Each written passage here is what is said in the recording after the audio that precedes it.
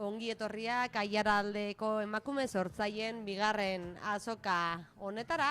Aurtengoan ere faktorian hainbat sortzaile bete ditugu eta hainbat posturekin hainbat gune ditugu goizan zehar martzan lehenengo ordutik. Aipatzea, bigarren edizioa dela aurtengo honetan faktorian barne hartzen ari garena, eta helburua Borbor Feminismo Faktoriatik eskualdeko sortzaile guzti horien lanei ikusgarritasuna ematea, baliabideak ere zabaltzea, nola euren lana ala haien ezagutza horiek ere jendarteratzeko, eta goizean zehar hainbat elkarrizketa segida egingo ditugu, hemen faktoriako holtzan atondu dugun gune gozo eta hotz bezain bero honetatik. Lehenengo gonbidatua prest daukagu jada, gurene grande da bera. Kaixo. Orozkotik etorri da, eta Kreagune proiektua dauka martzan, baina inork baino hobeto zuke azalduko diguzunez, zer da Kreagune, noiz eta nolatan sortu zen? 2014 urtean sortu zen, ni arte ederretan lizentziatua naiz, eta beti egin dut lan pinturaren inguruan, eta hasi nintzen zeramikarekin, lagun batek pieza batzuk eskatu zizkidalako, eta ezetz esatea kostatzen zaidanez, baietz esan nuen, eta horrekin hasi nintzen, eta purka-purka handituz joan naiz, eta orain zeramika eta marrazkiak, akuarelak, olioak, akrilikoak ere, sortzen ditut, nire tailerrean. Keramikak eta margolanak, beraz, dira, zure lanabezak aipatu duzu tailer bat bai, Orozkon daukat tailerra, bai, eta hori, 2014 urtetik nabil lanean horretan, bai. Lagun arteko edo lagun baten eskaritik, lanbide baten edo bizimodu baterako bidea da zurea. Hori da.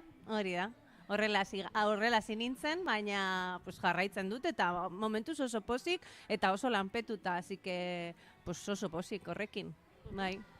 Ez da horren ohikoa, keramika gintzatik, bizi diren sortzaileak topatzea baiaran, tailerrak, herrietan, askotan ikusten ditugu ez, kultur espazioetan edo kulturretzaetan, baina hortik profesionalizaziorako badago jauzi eta apustu handi bat, zure kasuan, noiz hartu zenuen erabakia eta nolakoa izan da? Egia esan, lagun horretatik etorri zen nire postu handiena, bera dauka enpresa bat, eta nire bezero handiena da gaur egun. Animali erraustegi bat da, eta oso lanpetuta da ere, eta nire piezak behar ditu, eta asko eskatzen dizkit, eta berari buruz, ni jarraipena eman ahal izan diot nire proiektuari. Gero beste hildo batetik, beste bezero mota batzuk bat daukat, eta hori da etzerako platerak eta etzerako piezak erosten dituztenak. Ikusten duzuen ez hemen, pitzerrak, katilluak, erretiluak, horrelako oso erabilgarri egiten diren pieza erabat bereziak, apainuagoak ez, edo dendetan eros daitezken pizka bat politagoak esango dugu. Estilo eta nortasun edo marka propioa, beraz, zertatzen diezu zure sorkuntza pieza horiei, nola definituko zenuke edo azoka batean edo eskariz internet bidez sare sozialetan ere zerekin topo ingo du, zer da Kreagunek eskaintzen duena? Ni ez naiz oso konsiente nire estiloa dudan, nire estiloa zein den, ez? Beti gertatu izan zait, bai pinturan, bai zeramikan, baina uste dut hori dela gauza. Gauza oso desberdinak egiten ditu dela eta varietate handia, kolore varietate oso zabala daukadala. Eta nik definituko nuke horrela, varietatearekin. Bustin koloretik, beraz, aniztasun. Hori da, eta varietatea eta aniztasuna eta ere erabilgarritasuna. Ni unibertsitatean ikasi nuenean eukin nuen oso ez dut esango oso irakasle txarra, baina ni oroimen txarrak daukat eta berari buruz, eta izan zen eskultura irakaslea. Orduan ni eskulturarekin beti izan dut horrelako, ez dakit, sentimentu txar bat. Orduan saiatzen naiz, egiten ditudan pieza guztiak erabilgarriak izaten. Akaso ohituak gaude keramika piezak apaingarri bezala etxeetan Hori da, niri dekorazioa gustatzen zait eta eskultura gustatzen zait, baina egitea kostatzen zait. Zertan oinarritzen zara erabakitzerako orduan plater bat egin, pitzar bat, edo ikusten ditugu ez platertzoak ere zure postuan entremez, edo arrakada batzuk izteko ere balio dezaketenak. Zeren arabera erabakitzen duzu ze forma edo ze... Ez dakit, bizitzako moduan, bizitzan, momentuan, edo kezketan ere, batzutan, ez? Batzutan sortzeko ideiak gauza oso errez batetik ateratzen dira, baina gero aritik tiratzen duzu pizka bat eta zabaltzen duzu ikuspegia, baina ez dakit, ez daukat oso argi nondik sortzen diren. Batzutan bat-bateko piezak dira, beste batzutan diseinatzen ditut, margosten ditut, orduan denetarik. Kreagun proiektua berez 2014an kontatu diguzu, sortu edo abiatu zenuela, urte batzuk pasatu dira, 8 bat esango nuke. Zertan aldatu da hasiera bateko gureneren sorkuntza sorta hori eta gaur egungoa? Ze bilakaera izan du? Ez dakit. Zertan aldatu da? Izan daiteke hasieran ez neukala oso argi arrakasta izango nuen ala arrakasta esango dugu, edo jarraipena emango nion, eta gauza txikiagoak egiten dituen, txikiago pentsatzen nuen nire tailerraren barruan, ez? Pues hori, saltzeko moduko piezak egiten. Orain,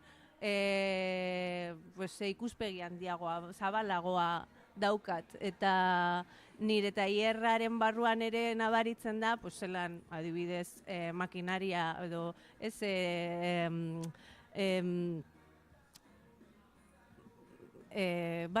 torno berria daukat, esmaltatzeko kabina berria daukat, orduan badaukat jarraitzeko gogoak.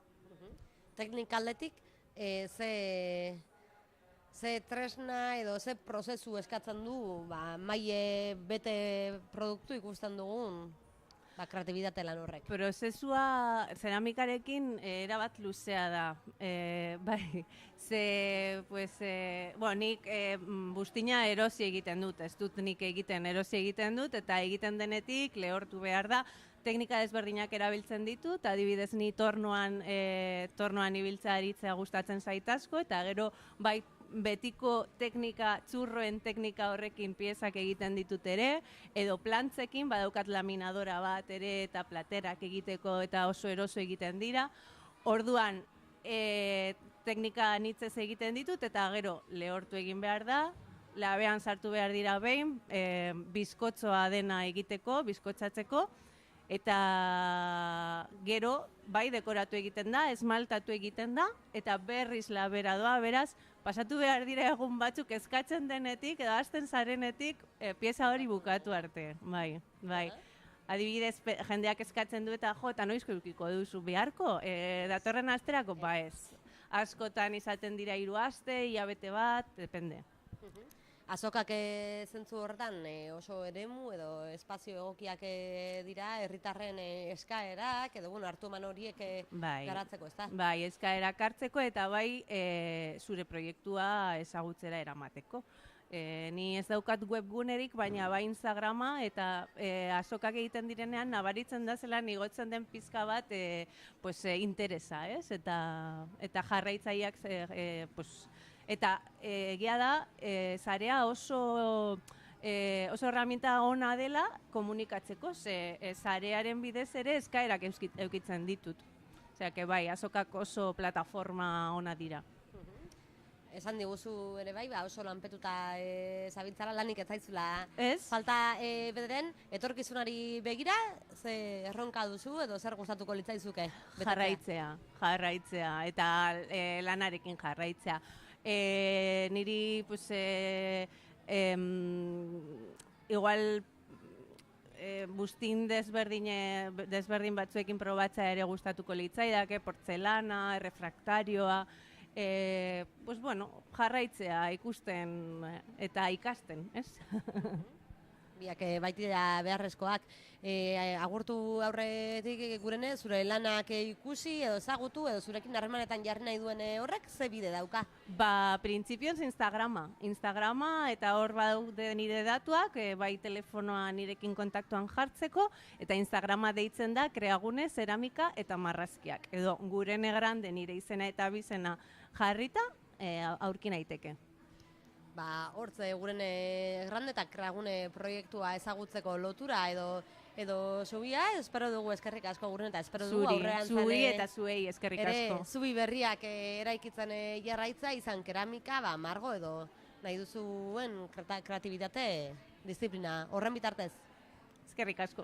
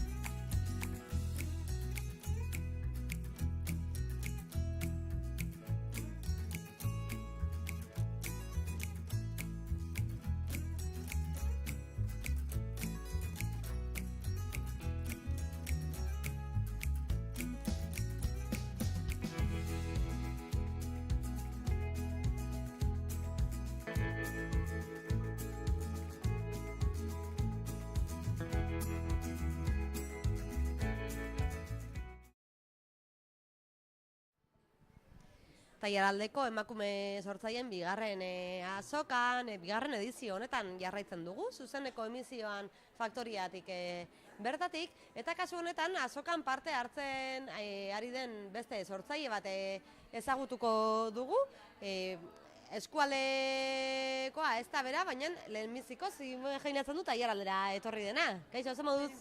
Haupi, bai, nire izena Nagore da, eta ni Usansolokoa naz. Galdakaotik aiaraldera hurbildua beraz, ikusi dugu hainbat postutan, proiektu ugari ditugula, zure kasuan ene kreazioak izenarekin aritzen zara, baina zer da egiten duzuna? Bale, alde batetik egiten dodana da, bi produktu mota lantzen dodaz. Alde batetik zilarra, eta honen barruan belarritakoak eta erastunak, eta gero beste alde batetik ehungintza. Eta ehungintzaren barruan produktu asko dauze, bai gehien bat, boltsak eta estutxak eta lakoak, eta bebai, urtearen hilabetearen arabera, baina ointxe bertan berokiak adibidez iten dodaz. Garaiaren arabera beraz, sortzaileek ere zuen disiplina edo egiten duzuen lan hori moldatzen duzu. Zer dela eta edo noiz erabaki zenuen proiektu hau abiatzea? Berez, ene kreazioak hasi zen 2021ko urtarrilean. Berez, hasiera baten nire asmoa izan zen denbora pasagisa edo proiektu hau izatea, baina denboragaz eta ikustean harrera ona izan zauela, bidea jarraitu nahuen eta gaur egun Usansolon tailer denda dekot, eta horrez gain, asteburuetan Euskal Herriko azoketatik mugitzen naz, eta bebai web orrialdean eta sare sozialetan hor presente nau. Sortzaileentzako ezinbestekoak dira bai azokak edo Euskal Herriko zirkuituak edukitzea eta espazio digitalak zuen lanak ikustarazte eta ezagutarazte aldera? Bai, guretzako hori, erraztasun bat da gure lana kalera eramateko, gure produktuak ikusteko eta gure proiektua ezagutzera emateko, ezinbestekoa da. Aipatu duzu, aisialditik hasi zinela ez, bide hauek irekitzen, gazteek sortzaile bezala bizitzeko laguntzak ala oztopoak zer dituzu gehiago? Gaur egun nik uste dut mundu honetan egotea erreza ez dela.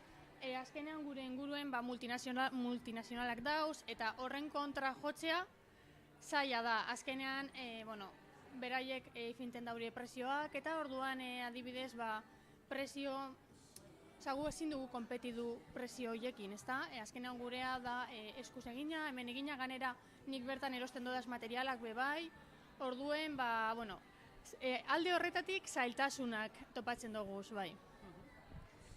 Gaur egun sortzaileen artean kontzientziazio eta saretze bat ikusten ari gara, Euskal Herri mailan ere bai.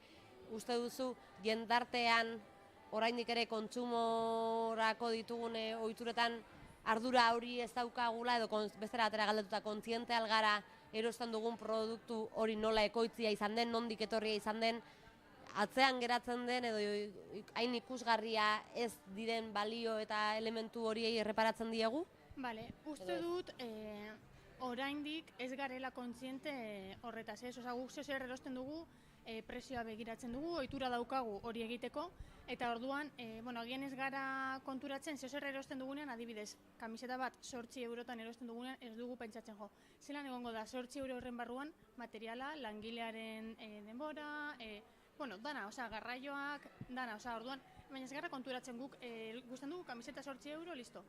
Eta egia da, igual, prozesu, edo, prozesu horren atal hori adibidez nola egiten da, ez dago oso visible. Normalean, izkutatuta egoten da, ez da erokusten digutena. Agian, gure aurrean, izango bagenuen, multinazionalek nola ekoizten duten, bagian, pentsatuko genuke errazago, ez? Edo, igual nik ez dut hori erosi nahi, edo nahiago dut berdan egindako erostea behintzat badakidalako zelan egiten den. Hori da. Zure kasuan aipatu duzu, bertan erosiak direla erabiltzen dituzun lehen gai edo produktu horiek autokontzientea izan dela imaginatzen dut. Hori da, bai, aldudan guztia, azkenan dena ez dut hemen topatzen ez, baina aldudan guztia, oialak, zilarra, kremaiera, aldudan guztia nik bertan erosten dut, nire herriko inguruko dendetan, betiko denda txikietan, eta egia da horrek bebai, zailtasun bat jartzen didala, presioa jartzerak orduan, niko jalak ez ditu dalako hain merke erosten, ez da? Berez, oialek daukaten prezioa, beti izan duten prezioa da, baina gaur egun kanpotik erosten ditugun oialak hain merkeak izan aldira, azkenean bertako prezioak agian, baina ni saiatzen naiz beti bertan erosten, bai. Zure lehen gaiak edo osagaiak nondik edo nola erosten duzun kontatu diguzu, aldiz herritarrak edo jarraitzaileak edo Euskal Herriko edo nork zure proiektuak eta lanak ikusi nahi baldin baditu, ze espazio ditu kreazioak ikusteko? Bale, lehenengo Usansolon tailer denda dekot, hori da, espazio batean kombinatzen dut alde batetik denda nire produktuak erakusteko eta saltzeko, eta kortina batekin desberdintzen dut tailerra. Batzutan kortina zabalik dago, beste batzutan irekita, baina berez, hor daukat espazio berdinan bi gauzak, tailerra eta denda. Gero horrez gain, asteburuetan azoketara joaten naiz, normalean abisatzen dut sare sozialetan, lanun bat honetan ez dakin non egongo naiz jendea bertara hurbiltzeko, eta gero bebai web orrialdea daukat, eta sare sozialetatik bebai saltzen dut. Beraz, lanak ikusteko hainbat bide, hainbat modu, plaza herritarrak edo geografikoak Euskal Herrian barrena, digitalak ere bai. Sortzaile gazte bezala, zen mezu zabalduko zenioke edo luzatuko zenioke, zaletasunetik halako afizioak dituen pertsona bati edo kasu honetan emakumeei euren bidea pizkat zabaldu edo zuen bidea jarraitu dezaten. Bale, behintzat norbaiteko goa badeko lako zer egiteko edo azten badabil jarraitzeko. Hasiera zaila da, baina behin bidea topatuta edo zure produktuan non enkajatzen duen edo zelan enkajatzen duen topatuta, jarraitzea aurrera eta proiektua, eta bebai gero beste pertsonei mota honetako proiektuetan bebai erostea edo laguntzea, hori da. Trukek edo dena delakoak. Gaurkoan Usansolotik aiaraldan egin duzu geldialdia, zein da zure hurrengo geltokia edo zure zirkuitoa? Berez oraintze, abendu guztian zehar eta urtarrilaren 10 arte Bilbon daukagu denda bat, beste, kutunartegaz, beste artisau bat, eta berez ointxe hor.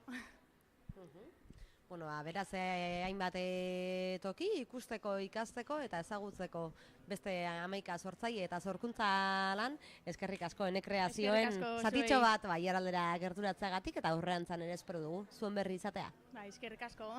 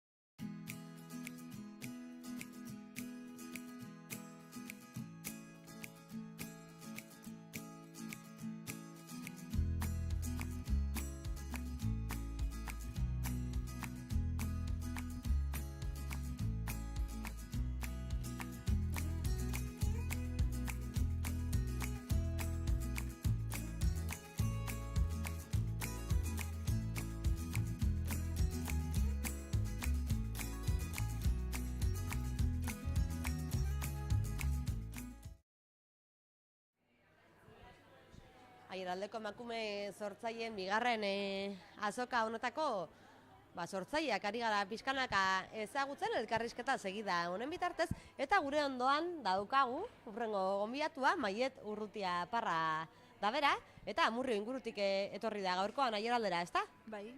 Zer moduz, Maiet, ondo? Ondo, bai. Ikusi dugu zalan postua daukazune atonduta, zer da ikusleak edo bertaratzen den horrek topatuko duena?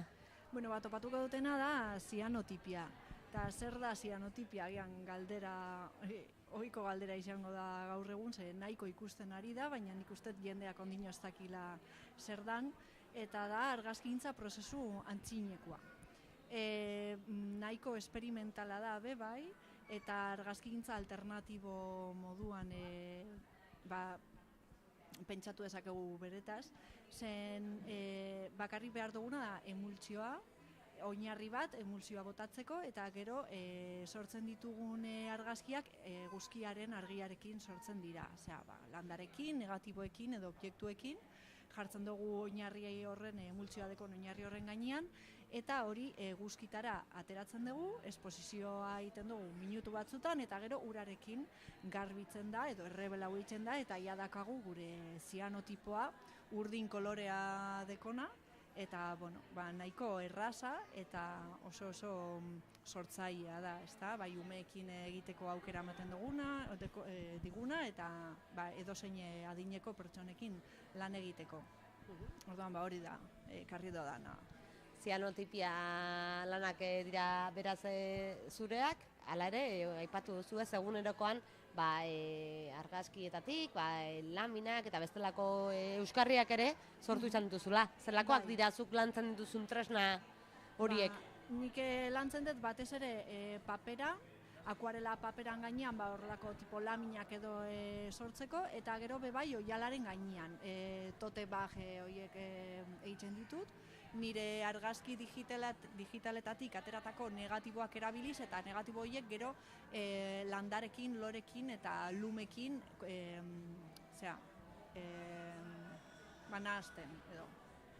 Eta hori da nik batez sortzen dudana. Gero bebai sortu ditut kit batzuk, emultsioa sortzeko kimikoak dekotenak eta behar dugun guztizia dakatenak, etxean egin ahal izateko, pertsonak nahi badeu etxean egin, nik ematen jot material guztizia, eta gero bebai tailerrak emoten dodaz, berez, teknika irakasten dut. Orduan, hori da, ekarri dodana bai, eta nik normalean egiten dodana. Tailerrak, kitak saldu eta bebai laminak eta tote joiek kotoizko poltsak.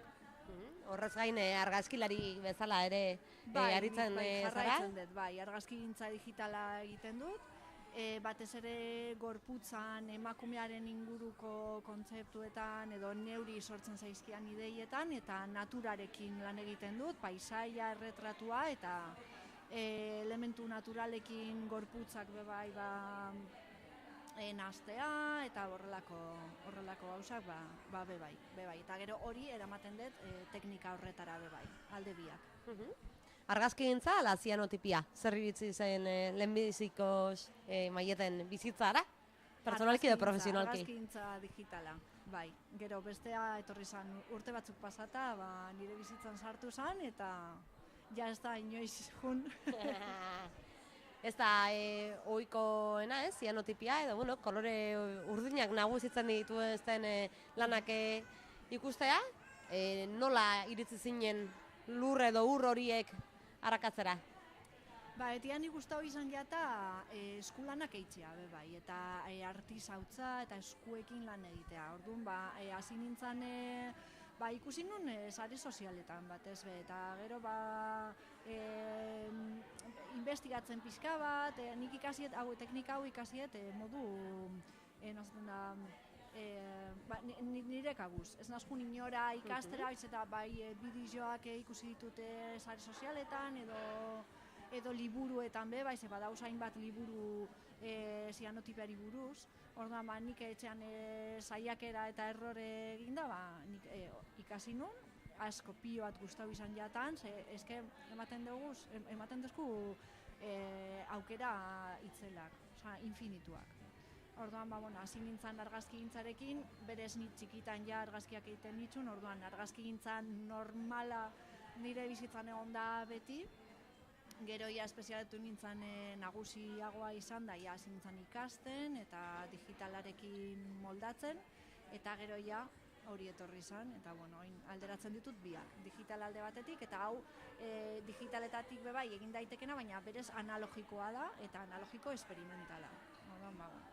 Horrela. Hainbate proiektu ditu eskuartean beraz, Maiete Urrutia Parrak, zure lanak edo zure tailerrak edo nondik norakoak jarraitu ahal izateko, ze bide ditu herritarrak? Momentu honetan Instagrameko kontu bideko daz, bata Maile Zurrutia Parra izenekoa argazkintza digitalari buruzkoa, eta gero bestea masketipiaz deitzen dena, eta bertan zianotipiari buruzko kontenua sortzen ditudana. Webgunea hor dago, egiten, baina momentuz ez dugu bukatu, baina, ni pentsatzen dut, ja denbora gitxitan bukatuta egongo dela, eta ja bertan egongo da guztizia.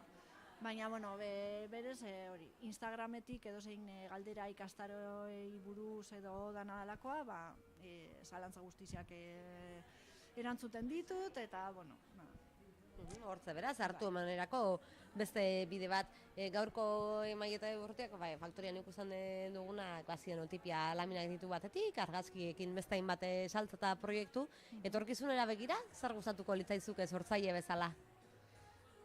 Ez dut asko eskatzen, niri gustatuko litzaidake hola jarraitzea. Niri gustatzen jatan gauzak egitea eta nire bizitzaren oinarria hori izatea, ekonomikoki eta bai, sorkuntzari buruz edo mundu sortzaileari begira, horrela jarraitzea. Astea, bai, gero eta gehiago barkatzea, gero eta ikastaro gehiago motia, gero eta jende gehiago zagutzea nire lana, baina berez ez nuke askorik aldatuko, nahiko pozik nago, bai, zianotipiarekin eta argazkigintza digitalarekin, bai bideogintzan pizkatzuet sartun da nago, baina aurrera egitea. Multidisziplina bide anitz horietan, guk ere sorterik onena opa dizugu, zure ibilbidea garatzen jarraitzeko, eta espero dugu aurrerantzan ere aieraldean gaur bezala geldialdiak egiten jarraitzea eta zure berri izatea. Eskerrik asko, Maile Urrutia. Zuei, eskerrik asko.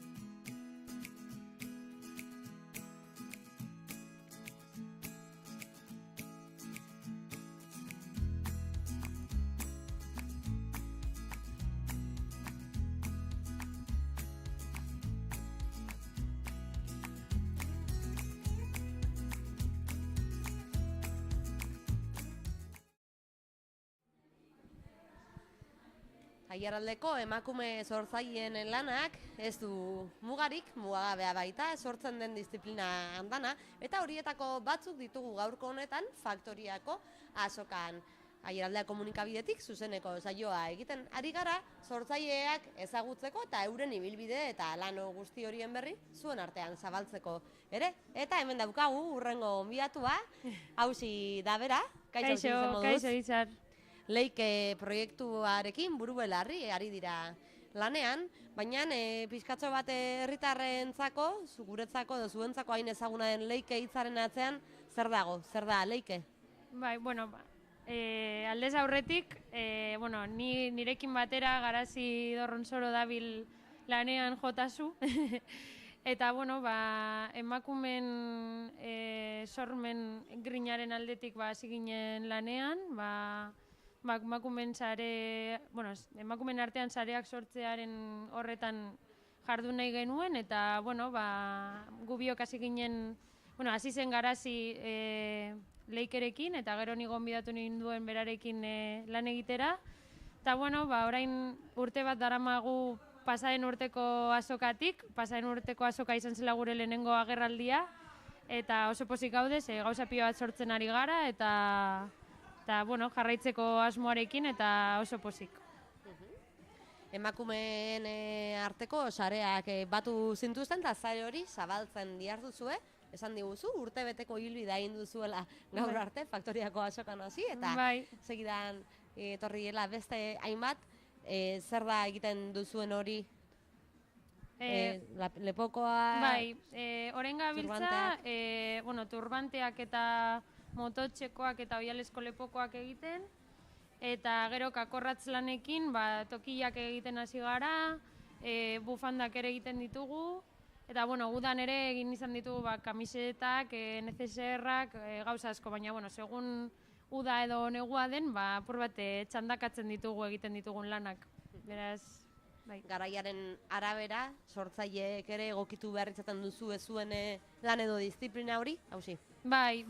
Batez ere kakorratz lanekin nabaritzen dugu neguko gauza beroak sortzetik, freskoak diren beste batzuk sortzera jo behar dugula, eta apur bat horrek ere zure irudimena lantzen laguntzen dizu, eta apur bat gauza berriak sortzera bultzatzen zaiztu, beraz polita da urteko erritmo hori jarraitu behar izatea edo erritmo hori jarraitu behar izatea lanarekin batera. Urteko erritmoak aipatuta, azokak dira sortzaileen eta upada edo arnezgune handietako bat, hainbat tokitan ibilizarete, Araban barrena behintzat, zer nolakoa izan da orain arte egindako ibilbidea?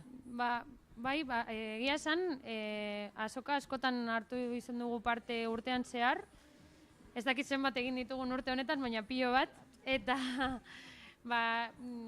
konturatu gara, benetan gustatzen zaiguna izan dela azoketan ibiltzea. Azken batean jendeak ezagutu algaituelako, eta gu ere jendea ezagutzen dugulako, eta igual beste sortzaileen lana ere gertuagotik ezagutzeko aukera ematen du, edo ideia berriak eskuratzeko momentua da bebai, gero jendeak bebai gure produktuak ukitu, neurtu edo probatu alditu, orduan oso aberasgarria izaten da azoken momentua, eta gehiago egitea espero dugu, eta denbora luzez, beraz pozik gabiltza azokekin egia esan. Zuen lanak, zuen azokak, zuen hitzorduak eta erronka berriak ezagutu nahi dutenek, non topatu dezakete informazioa? Jarraitu algaituzue Leikeko Instagram kontutik, deitzen dena Leike gidoi baju elako, edo bestela Facebooken ere baditugu gure lanak erakutsita, eta Leike da gure Facebookeko orrialdea, eta bestela daukagu ere email korreo bat, leike.elako@gmail.com, eta bertatik ere igual sare sozialak ez dituztenek kontaktatu alduzue gurekin eta erakutsi ahalko dizkizugu gure lanak. bueno, hortze kuskuseatzeko edo euren lanak edo sortzaileak beraiek ere ezagutzeko gonbita eta moduak oso ondo hausi, eskerrik asko. Zuei, mi Gaurkoan esker. ere hemen itzategatik eta sorte on zuei ere. Bai, berdin, mi esker.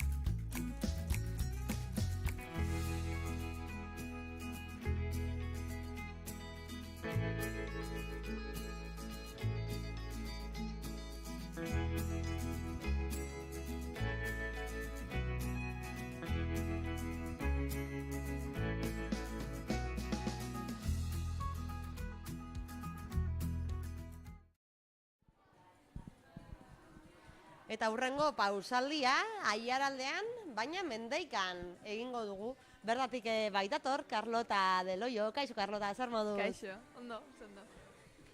Aipatzen ari ginen, zelan faktoriako azoka honetan, emakume sortzaile ugari ditugula euren lanak erakutsi, ezagutarazten, eta pixkatxo bat, zuen ibilbidea eta harremanak garatzeko espazio gisa. Zure kasuan, Carlota, zer da egiten duzuna, zer da ekarri duzuna gaurkoan azoka honetara? Ni ekarri dudana bitxiak dira, larruzkoak, zilarrezkoak eta artzila polimerikoak, eta, horretan gabiltza. Noiz, edo nolatan hasi zinen bitxigintzan pixkatxo bat murgiltzen, edo zure lanak, zure piezak sortzen? Dana hasi zen nire amarengatik. Bera hasi zen bitxiak egiten, gustatzen zitzaizkiolako asko, eta azkenean transmititu digu pasio hori, eta gu jarraitu dugu negozioa, eta hori larruarekin lantzen, eta pieza desberdinak bilatzen handik eta hemendik, eta bitxi horiek sortzen.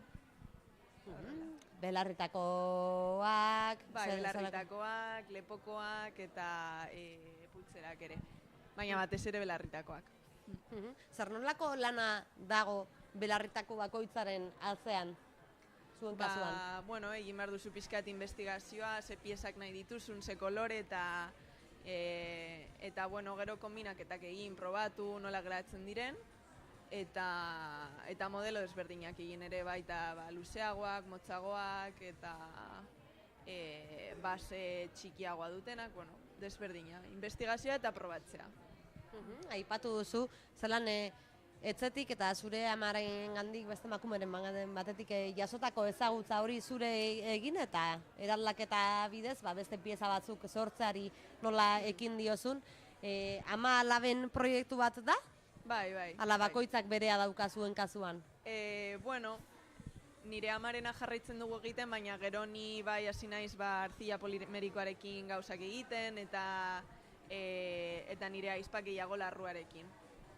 Eta hori, pixkat gauza berriak sortzen hasi gara nire aizpatan ibai. Mendeikatik zatoztela aipatu dugu, Mendeikan daukazue tailerra edo bertan egiten dituzue? Bai, guan bizi gara eta montatzen ditugu gauza guztiak eta dana, bai. Eta gero lanak ikusteko, erosteko edo probatzeko aukerak non izan ditzake herritarrak?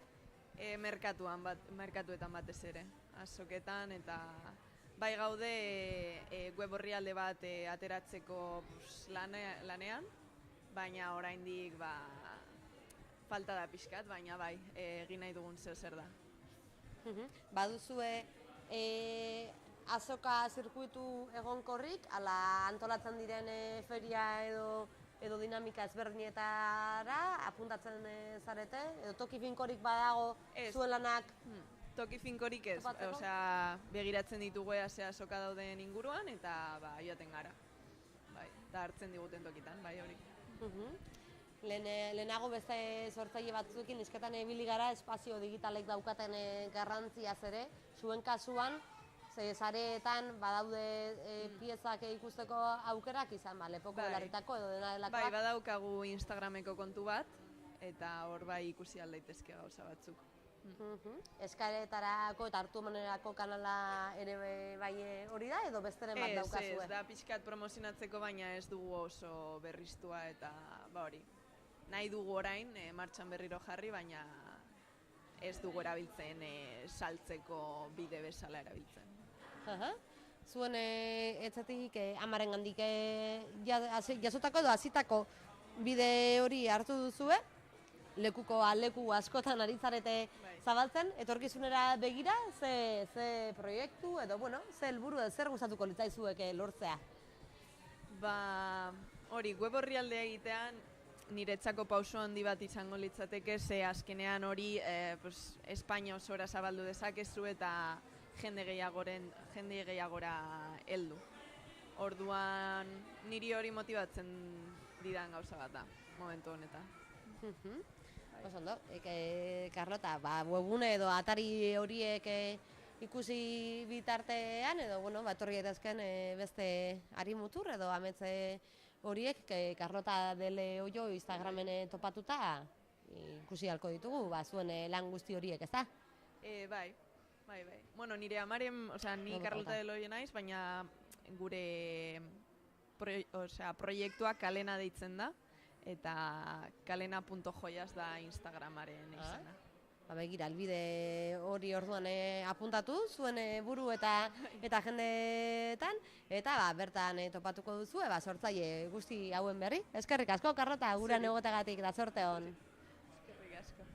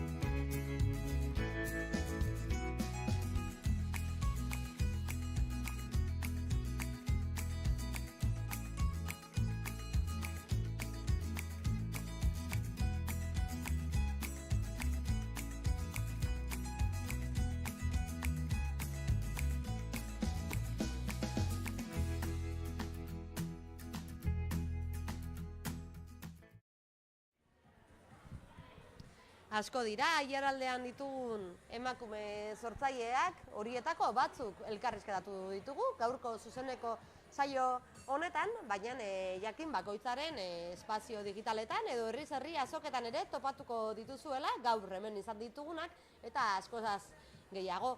Guraldetik besterik ez, aiaraldea.eus webunean topatuko dituzue, azoka honen argazki galeriak, eta baita sortzaileei eginiko elkarrizketak ere. Eskerrik asko, eta hurrengora arte!